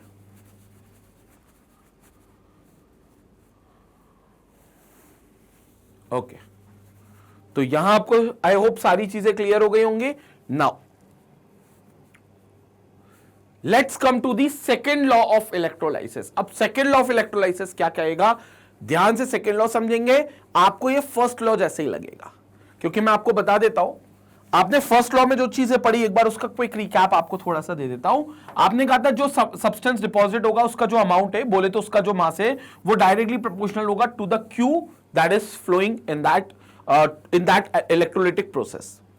आपने फिर यह भी कहा था कि प्रोपोर्शनलिटी का साइन ओपन करते हैं तो एक कांस्टेंट आता है z, where z will become the electrochemical equivalence, और इलेक्ट्रोकेमिकल इक्विवेलेंस z जो होता है ये वो मास होता है जो 1 कूलम चार्ज पास होने पर वहां डिपॉजिट होगा, जो हमेशा किसके बराबर होगा? इक्विवेलेंट मास अपॉन 96,500 के बराबर होगा। फिर इक्विवेलेंट मास को हमने खोलकर लिख दिया molar mass upon n factor, तो टोटल फॉर्मूला बन गया molar mass upon n factor into 96,500 into Q. Q को हम आईटी से भी रिप्लेस कर सकते हैं, वो एक अलग फॉर्मूला है, बट अभी इसको अपन यही छोड़ते हैं। अब ये कहता है कि अगर एक ही सेल हमने 2 कंटेनर में लगा दिया, मतलब एक ही सेल रहा और उसको हमने 2 कंटेनर में लगाकर इलेक्ट्रोलाइसिस किया, और हमने देखा कि दोनों तरफ आपके कुछ मास डिपॉजिट हो रहे हैं, आपके कुछ मास डिपॉजिट हो रहे हैं। अब सवाल यह है कि वो जब दोनों तरफ लगाया जाएगा तो उसका मास कितना डिपॉजिट होगा, या उनके जो मासेस हैं कंटेनर ए और कंटेनर बी, अगर 2 कंटेनर में मान लो ए और बी, तो कंटेनर ए और बी में जो मास डिपॉजिट हो रहे हैं उन मासेस का क्या रिलेशन होगा आपस में, क्या रेशियो होगा आपस में, वो रिलेशन भी आपको सेकंड लॉ बताएगा। कैसे बताएगा ध्यान से सुनेंगे। पहले यहां पर डेफिनेशन सेकंड लॉ का स्टेटमेंट देख लेते हैं। When the same quantity of current is pass through, ये कह रहे हैं जब सेम क्वांटिटी का करंट पास होगा। अब सेम क्वांटिटी का करंट कब पास हो सकता है? जब दोनों कंटेनर में कॉमन बैटरी लगी हो, जब दोनों कंटेनर में कॉमन बैटरी लगी हो तब की बात कह रहे हैं। Then different electrolytes is pass through different electrolytes, देखो इलेक्ट्रोलाइट डिफरेंट हो गया, 2 कंटेनर हो गए, which are connected in series, दोनों सीरीज में कनेक्टेड है। The amount of substance liberated at respective electrodes, जब दोनों कंटेनर में जो अमाउंट ऑफ सब्सटेंस मिलेगा इलेक्ट्रोड पर वो डायरेक्टली प्रोपोर्शनल होगा टू देयर इक्विवेलेंट वेट्स और टू देयर इक्विवेलेंट मासेस, वो डायरेक्टली प्रोपोर्शनल होगा टू देयर इक्विवेलेंट वेट्स और टू देयर इक्विवेलेंट मासेस। कैसे एक्सप्लेन करते हैं इसको? m equal to Z Q, इसमें आपको कोई दिक्कत है कि ये तो बेसिक फर्स्ट लॉ है, इसको थोड़ा सा और खोल कर लिख लेते हैं हम। m equal to Z Q है तो let's open z, electrochemical equivalence जो क्या है, equivalent mass upon 96,500 into Q. क्या है, equivalent mass upon 96,500 into Q. ये हमारा एम का फॉर्मूला आ गया प्रॉपर। ठीक है, अब मान लो मेरे पास यहां दो कंटेनर है, ये कंटेनर ए है, ये कंटेनर बी है। इन दोनों में मैंने एक कॉमन बैटरी लगा दी है, दोनों में मैंने कॉमन बैटरी लगा दी है। यहां पर एक इलेक्ट्रोड है, यहां पर एक इलेक्ट्रोड है, दोनों कॉमन बैटरी से कनेक्टेड है। इसमें इसका इलेक्ट्रोलाइट है जो यहां डिपॉजिट होगा, और इसमें इसका इलेक्ट्रोलाइट है जो यहां डिपॉजिट होगा।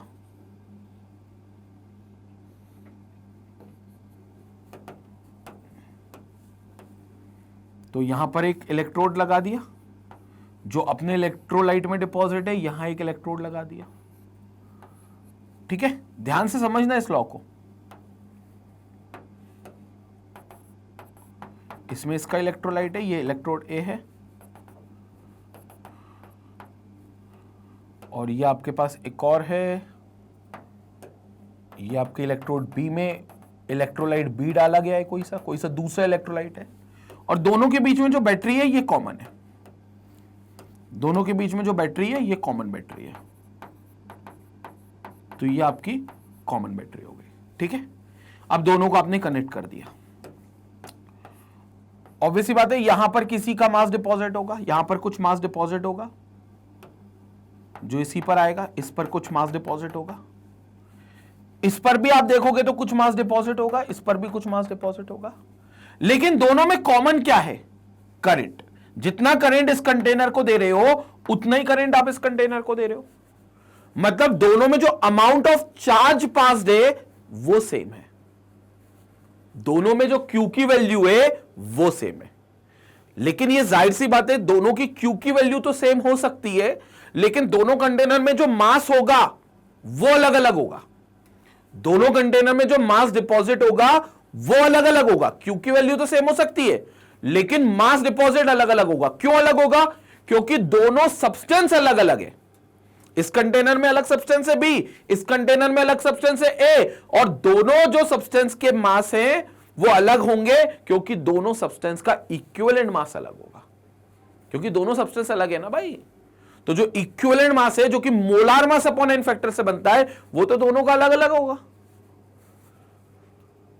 तो इसलिए आप दोनों सब्सटेंस का मास सेम नहीं कह सकते। तो मैं मान लेता हूं कि मेरे इस कंटेनर में ध्यान से देखें, m1 मास को मैंने डिपॉजिट किया है। मेरे इस कंटेनर में m1 मास डिपॉजिट हुआ है, दोनों में Q सेम है, और कह लो current per unit time same है, current per unit time same है, यह मैं मान लेता हूं। Q सेम मतलब current per unit time same, लेकिन जो मास डिपॉजिट हो रहा है वो इसमें डिपॉजिट हो रहा है m1, जो इसमें डिपॉजिट हो रहा है वो हो रहा है m1, और जो मास इसमें डिपॉजिट हो रहा है वो हो रहा है m2। अगर इस m1 को निकालना चाहूं तो m1 कैसे निकलेगा, m1 will be equal to equivalent mass पहले वाले का अपॉन 96,500 इंटू क्यू, और इसका अगर m2 निकालना चाहूं, इसमें जो मास डिपॉजिट होगा वो m2 कैसे निकलेगा, फॉर्मूला रख दो, सेकेंड वाला सब्सटेंस का जो भी इक्विवेलेंट मास है वो equivalent mass of second substance upon 96,500 into Q दोनों में सेम है, Q1 और Q2 नहीं लिए। क्यों नहीं लिए, क्योंकि Q सेम है, जितना Q इसको मिला उतना Q इसको ही मिला, क्योंकि दोनों के बीच में सेम बैटरी लगी थी। अब क्या करूं, m1 और m2 का रिलेशन निकालने के लिए दोनों को डिवाइड कर दो। तो जब दोनों को डिवाइड करेंगे तो यहां देखें, दोनों को जब हम डिवाइड करेंगे तो ध्यान से देखेंगे, m1 upon m2 will be equal to m1 upon m2 will be equal to, यहां पर देखेंगे, equivalent mass of first substance upon its 96,500 1 farad into Q divided by equivalent mass of second substance divided by equivalent mass of second substance divided by 96,500 into Q. संपट पड़ी मेरी बात? M1 की जगह आपने ये पूरा फॉर्मूला पुट कर दिया, मतलब M1 के जगह पर, और M2 इक्वल टू ये पूरा होता है तो आपने यहां पुट कर दिया। अब इसमें जो कॉमन चीजें होंगी वो ऑब्वियसली कट आएंगी आपस में। बोलो क्या क्या कॉमन आपको दिख रहा है, ध्यान से देखेंगे तो 96,500 96,500 दोनों कांस्टेंट वैल्यू कट गई। क्यों और क्यों? क्योंकि चार्जेस सेम है। चार्जेस सेम क्यों है? क्योंकि बैटरी सेम लगाई है। तो भैया जब बैटरी सेम लगाइए तो Q की वैल्यू दोनों तरफ सेम है, तो Q और Q कट गया, Q upon Q cancel out हो गया। तो क्या बच गया? M1 upon M2 will be equal to equivalent mass of substance 1, equivalent mass of substance 1 upon equivalent mass of substance 2। तो this will be equivalent mass of substance 2। ये हो गया आपका फैराडे के सेकेंड लॉ ऑफ इलेक्ट्रोलाइसिस का formula. जो masses है, अब इस स्टेटमेंट को पढ़ो। When the same quantity of current is pass through different electrolytes which are connected in series, the amount of substance liberated, amount of substance जो liberate होगा respective electrodes पर, वो डायरेक्टली प्रोपोर्शनल होगा टू देयर इक्विवेलेंट वेट्स। वो directly proportional होगा किसके? Equivalent weights के। तो जो भी इक्विवेलेंट वेट उन सब्सटेंस का होगा उसके डायरेक्टली प्रोपोर्शनल है। और ऑब्वियसली Q सेम है, मतलब इस बार Q कांस्टेंट है, तो फिर M जो होगा वो डायरेक्टली प्रोपोर्शनल होगा Z के। आप ये भी कह सकते हो इस फॉर्मूले से भी, बट ये एक्चुअली इक्वेशन होता है सेकेंड लॉ का। तो M1 अपॉन M2 मतलब mass of substance 1 deposited upon mass of substance 2 deposited is equal to equivalent mass of substance 1 upon equivalent mass of substance 2। यही चीज हमें सेकेंड लॉ से पता चलती है। क्लियर हो गया? बिल्कुल क्लियर हो गया। आई होप ये सबको समझ में आया होगा सेकेंड लॉ। तो सेकेंड लॉ कुछ नहीं है, फर्स्ट लॉ से ही कनेक्शन बनाकर सेकेंड लॉ बनाया है, और कुछ नहीं। M equal to Z Q बोलते थे, अब वो बोल रहा है Q सेम है, मतलब Q कांस्टेंट है, तो फिर कांस्टेंट Q हटा दो। अब कांस्टेंट हो गया Q, पहले Z था, अब Q कांस्टेंट हो गया, क्योंकि यहां पर दो अलग अलग केमिकल है तो Z दोनों का बदल रहा है, तो Z वेरिएबल हो गया। Q लेकिन कांस्टेंट है क्योंकि दोनों तरफ सेम बैटरी कनेक्ट की गई है, तो यहां से Q कांस्टेंट मानकर हटा दो तो प्रोपोर्शनलिटी वापस आ जाएगी, तो M directly proportional to Z हो जाएगा। एक तरीके से ये भी समझ सकते हो। क्लियर हो गया? जल्दी से इसका स्क्रीनशॉट लें, फिर मैं इस स्टेटमेंट को थोड़ा सा और खुल के लिख देता हूं यहां पर क्लियर, ताकि आपको समझ संपट पड़े। पहले आप ये पूरे डेरिवेशन को एक बार स्क्रीनशॉट ले लो।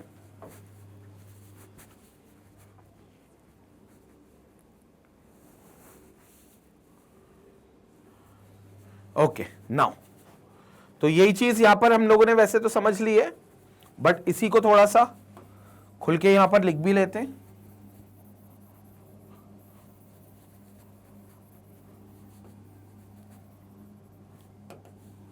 तो यहां पर क्या हो जाएगा?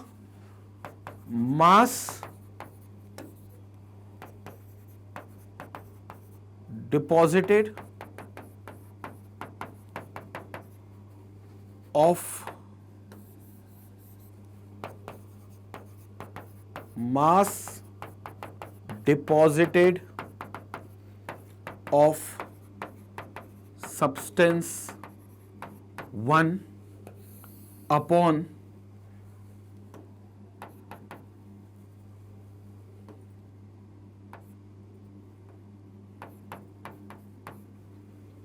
mass deposited of substance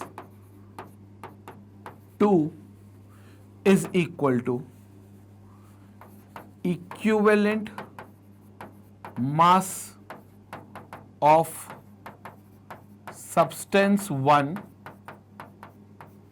divided by equivalent mass of substance 2, ये हो जाएगा सिंपल। और इसके पीछे एक ही खेल है, वो है Q का सेम हो जाना।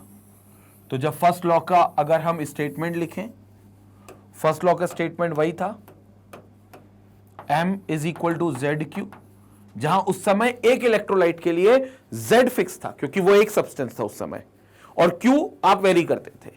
लेकिन जब आप 2 कंटेनर ले रहे हो तो आप उसमें Q आप सेम रख रहे हो, ये भी आप डेलिबरेटली रख रहे हो, आप जानबूझकर रख रहे हो कि भाई हमने बैटरी दोनों में कॉमन ली है, तो अब Q कांस्टेंट हो गया।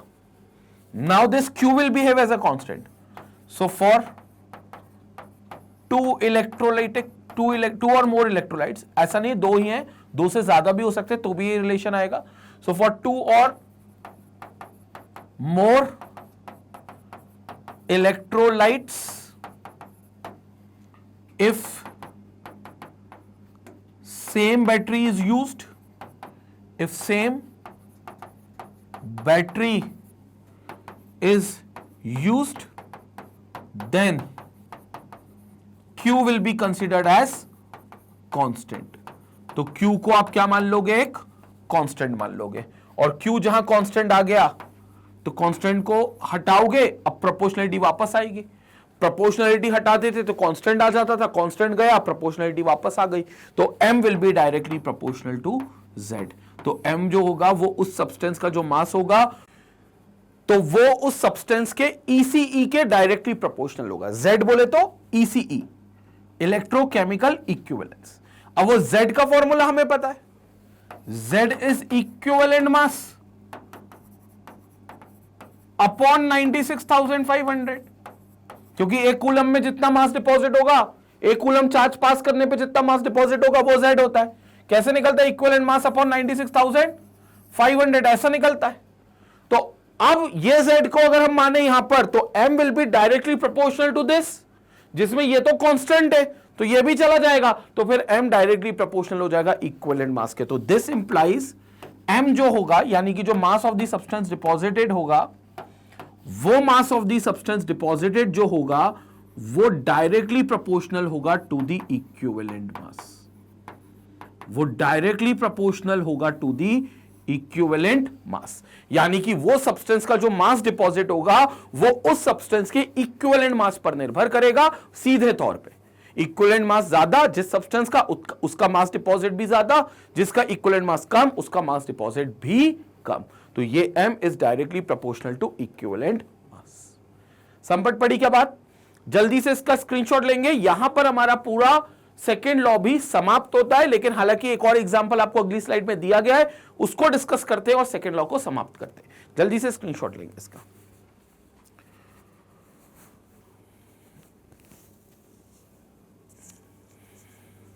ओके, तो आई होप ये सारी चीजें अब आपको क्लियर हो गई होंगी। यहां पर देखिए आपको एक डायग्राम से समझाया गया है, आपके सामने 2 सोल्यूशन लिए गए, इनफैक्ट सॉरी 3 सोल्यूशन लिए गए। यहां तो aqueous silver nitrate AgNO3, aqueous zinc sulphate ZnSO4, aqueous copper sulphate CuSO4। यहां पर आप इस कंटेनर को एक पहला कंटेनर मान ले तो this will become first container, this will become second container and this will become third container. अब इन तीनों कंटेनर में सबसे कॉमन बात क्या है? तीनों कंटेनर में कॉमन बात यह है कि तीनों में यूज होने वाली बैटरी आपने एक ही ली है। देख लो, तीनों बैटरी आपने एक ही ली है, तीनों तरफ आपने बैटरी एक ही ली है।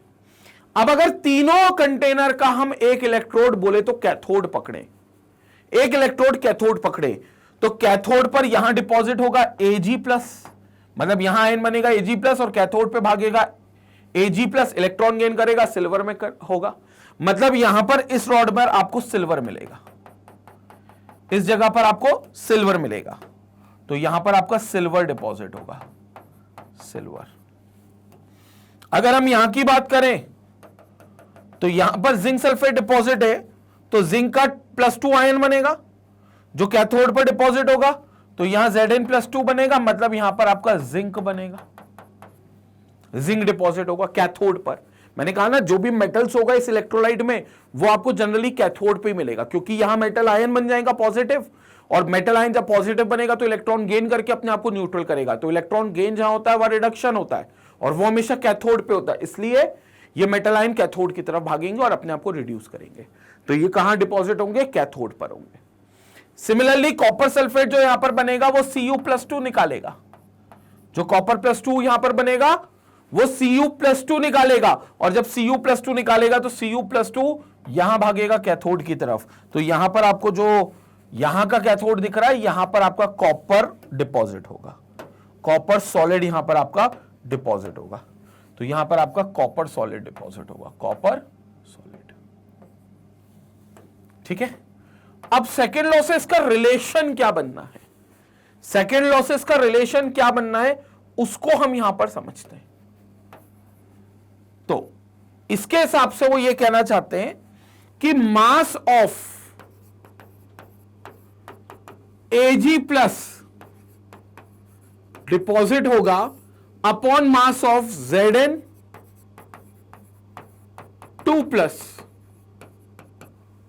जिंक आयन जो वहां जाएगा उसका जो मास वहां पर बनेगा सॉलिड फॉर्म में, और जो डिपॉजिट होगा will be equal to, deposited लिख लेता हूं, deposited will be equal to what? Will be equal to equivalent mass of Ag upon equivalent mass of Zn, or we can say Ag+ and Zn2+। ये आप first और second container से बोल सकते। This is from first and second container. ठीक है, और याद रखना ये सब कनेक्ट होने चाहिए सीरीज में। तो ये चीज ऊपर पहले ही लिखी हुई है, here silver nitrate, zinc sulphate and copper sulphate solutions all are connected in series. तो all are connected and all has to be connected in series. तो ये सब सीरीज में ही कनेक्ट होने चाहिए। तो ये फर्स्ट और सेकंड से हो गया। सेकंड और थर्ड कंटेनर से क्या पता चला? क्योंकि आप रिलेशन जो रेशियो लोगे वो एक बार में दो का लोगे, तो अब हम सेकंड और थर्ड कंटेनर से निकाल लेते हैं।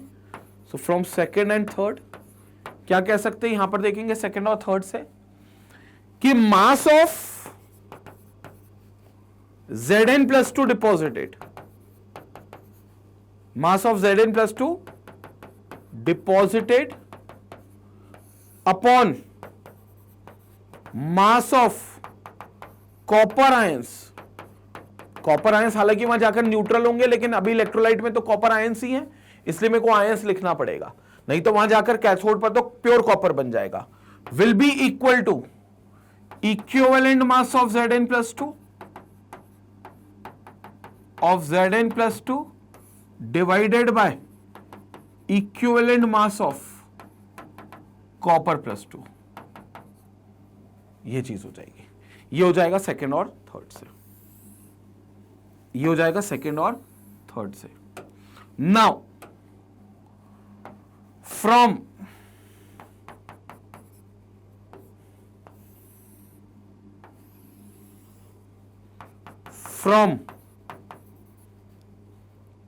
Third and first container, third और फर्स्ट का भी तो आपस में रिलेशन बन सकता है। तो थर्ड और फर्स्ट कंटेनर से क्या पता चलेगा? मास ऑफ कॉपर+2 डिपॉजिटेड, जो कॉपर+2 का मास डिपॉजिटेड होगा डिवाइडेड बाय मास ऑफ किसका? फर्स्ट वाले का, Ag+ डिपॉजिटेड। इसका जो रेशियो होगा वो इसके इक्विवेलेंट मास के बिल्कुल प्रोपोर्शनल होगा। तो it will be equal to equivalent mass of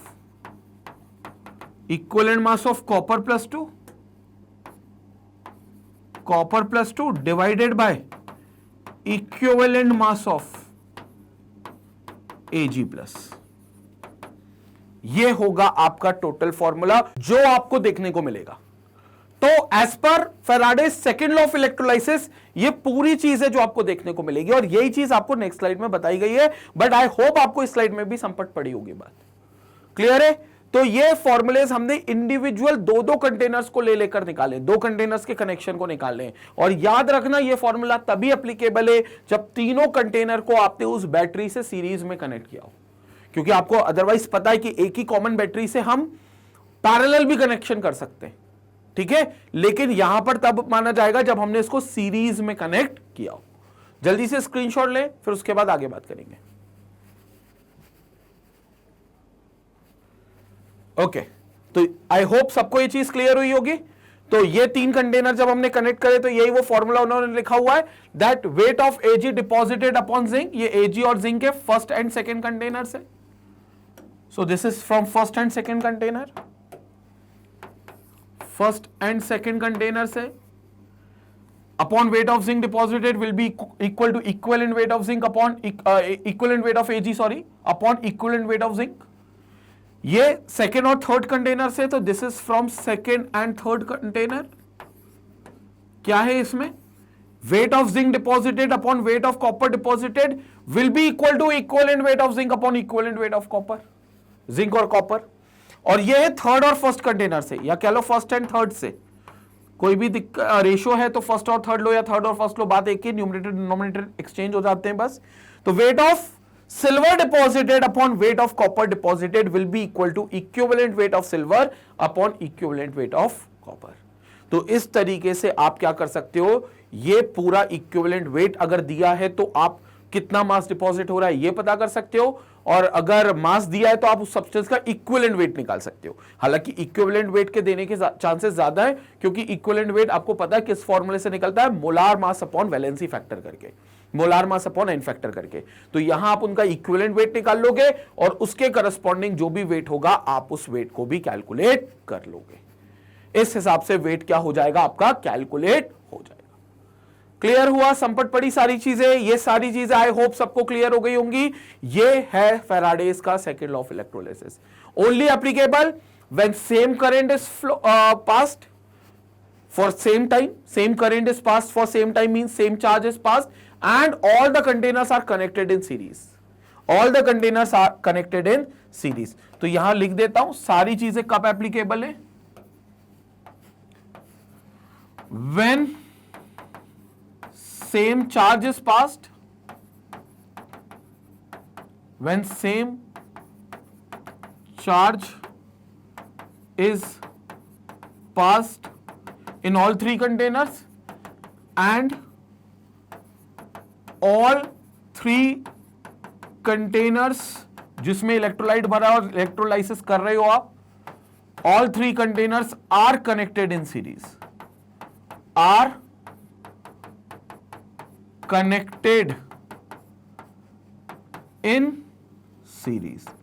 जब all three containers are connected in series, तो तीनों कंटेनर में जब सेम चार्ज पास होगा और तीनों कंटेनर जब सीरीज में कनेक्ट होंगे तभी ये लॉ एप्लीकेबल है, वरना नहीं। क्लियर? जल्दी से स्क्रीनशॉट लें, इसके बाद हम वीडियो कंक्लूड करेंगे। स्क्रीनशॉट लें।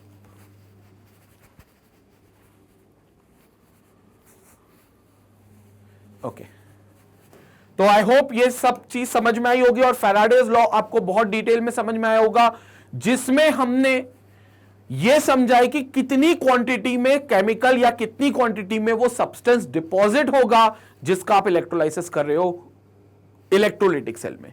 तो जिसका भी आप इलेक्ट्रोलाइसिस कर रहे हो इलेक्ट्रोलिटिक सेल में, वो सब्सटेंस कितना मास अपना डिपॉजिट करेगा, कितने करंट के फ्लो होने पर या कितने चार्ज के फ्लो होने पर, ये बात आपको समझ में आएगी फैराडेज लॉ ऑफ इलेक्ट्रोलिसिस में। तो ये बात हमें फैराडेज लॉ ऑफ इलेक्ट्रोलिसिस समझाता है और आई होप आप समझ में आ भी गई होगी। क्लियर है? अगर कोई भी डाउट है तो कमेंट सेक्शन का जरूर फायदा लें। बिल्कुल, मैं हर वीडियो का कमेंट, जब भी मैं फ्री रहता हूं तो मैं अपनी वीडियोस के कमेंट जरूर पढ़ता हूं, और कोई भी अगर आपको डाउट लगता है तो आप कमेंट सेक्शन में लिखकर मुझे भेजें, मैं तुरंत उस डाउट को कैटर करूंगा अपने आने वाले वीडियोस में या फिर लाइव डाउट सेशंस में। तो प्लीज कमेंट सेक्शन का फायदा उठाएं और फीडबैक इस वीडियो का जरूर दें। और इसके अलावा आप magnetbase.com पर भी जा सकते हो, जहां पर प्रॉपर एक प्लेलिस्ट बनी हुई है, प्रॉपर फोल्डर्स है हर फैकल्टीज के और सारे क्लासेस के सारे सब्जेक्ट्स आप यहां पर इनके वीडियोस टॉपिक वाइज आप एक्सेस कर सकते हो। जैसे मेरा अगर आप देखोगे तो 12th केमिस्ट्री पार्ट 1 पार्ट 2 के आपका ऐसे फोल्डर मिलेगा वहां पर magnetbase.com पर, आप किसी पर भी क्लिक करोगे तो इस तरीके से पूरे चैप्टर वाइज लिस्टिंग आ जाएगी। इस चैप्टर को अगर आप प्लस साइन करोगे तो टॉपिक्स ओपन होंगे, और जैसे ही उन टॉपिक्स पे क्लिक करोगे तो इस तरीके से पूरा वीडियो आपको रन होगा। ये इस तरीके से पूरा वीडियो आपको मिलेगा। ये वीडियोस जो है ये YouTube से भी बेहतर है इस प्लेटफॉर्म पे देखना, magnetbrains.com पर देखना। क्यों? क्योंकि जब आप YouTube पर वीडियोस देखते हो तो बीच में कई एड्स आ जाते हैं, वो एड फ्री वीडियोस नहीं होते, और एड आ जाते हैं और किसी एड पे मान लो आपने क्लिक कर दिया तो आप किस वेबसाइट पे पहुंच गए, क्या शॉपिंग करने लग गए, वो आपको खुद ही संपटनी पड़ेगा। मतलब कहां हम पढ़ने आए थे और हम शॉपिंग करने बैठ गए, तो टोटल डिस्ट्रैक्शन हो जाएगा। उस डिस्ट्रैक्शन से बचने के लिए आप magnetbrains.com पर आकर भी वीडियोस देख सकते हो, जहां पर प्रॉपर प्लेलिस्ट आपको मिलेगी। YouTube पर जैसे कोई वीडियो सर्च करा तो आपको वो वीडियो का वो टॉपिक सर्च करा तो वो टॉपिक का वीडियो तो मिल जाएगा, लेकिन आपको ये नहीं पता होगा कि उस टॉपिक से पहले और बाद में क्या पढ़ना है। तो वहां पर आपको प्लेलिस्ट या तो अनऑर्गेनाइज्ड मिलेगी या फिर आप उसको नहीं ढूंढ पाओगे। तो magnetbrains.com पर आओ, जहां प्रॉपर लिस्टिंग होती है, जैसे मैंने आपको यहां पर बताया था, प्रॉपर लिस्टिंग होगी, प्रॉपर आपको पता होगा कि कौन सा टॉपिक पहले, फिर कौन सा टॉपिक पढ़ना है, फिर उसके बाद कौन सा टॉपिक पढ़ना है। तो यहां पर आपको ये फायदा मिलेगा। बाकी YouTube चैनल पर अगर आप जाएंगे तो एब्सोल्युटली 100% फ्री कंटेंट आपको मिलता है। 100% फ्री मतलब ऐसा भी नहीं कि 2 चैप्टर के बाद आपको बाकी चैप्टर का कोई सब्सक्रिप्शन देना है या कोई पैकेज लेना है। कोई सब्सक्रिप्शन, कोई फीस पे नहीं करना। एब्सोल्युटली 100% फ्री एजुकेशन है जो मैग्नेटब्रेन्स का एक मोनोपोली है। इसमें आपको सारे लेक्चर्स, किंडरगार्टन से लेकर 12th क्लास तक के सारे सब्जेक्ट्स, केमिस्ट्री तो आपको मिल ही रहा है, मैथ्स है, फिजिक्स है, बायो, एसएसटी है, कॉमर्स के सब्जेक्ट जैसे अकाउंट्स है, बिजनेस स्टडीज है, ये सब कुछ मिलता है। एक्सक्लूसिव वीडियोस इनके मिलते हैं जो एक्सपर्ट फैकल्टीज के द्वारा आपको दिए जाते हैं, और एक्सपर्ट फैकल्टीज उस वीडियो को एक्सक्लूसिवली आपके लिए पढ़ाते हैं। तो जरूर इसका फायदा उठाएं। चैनल को सब्सक्राइब नहीं किया तो सब्सक्राइब करें। वीडियो पसंद आई तो वीडियो को लाइक जरूर करें, और उन लोगों तक शेयर करें जिनको फैराडेज लॉ ऑफ इलेक्ट्रोलाइसिस, दोनों law, first law second law में दिक्कत आती है। अगले वीडियो में मिलेंगे जहां पर हम लोग सेल्स की बात करने वाले हैं, प्राइमरी सेल और सेकेंडरी सेल की recharging of cell, discharging of cell की रिएक्शंस हम देखेंगे। तो वो सब हम अगले वीडियो में देखेंगे। तब तक मैग्नेट ब्रेन्स को इसी तरीके से प्यार और सपोर्ट देते रहें। Stay connected, stay educated. Thank you.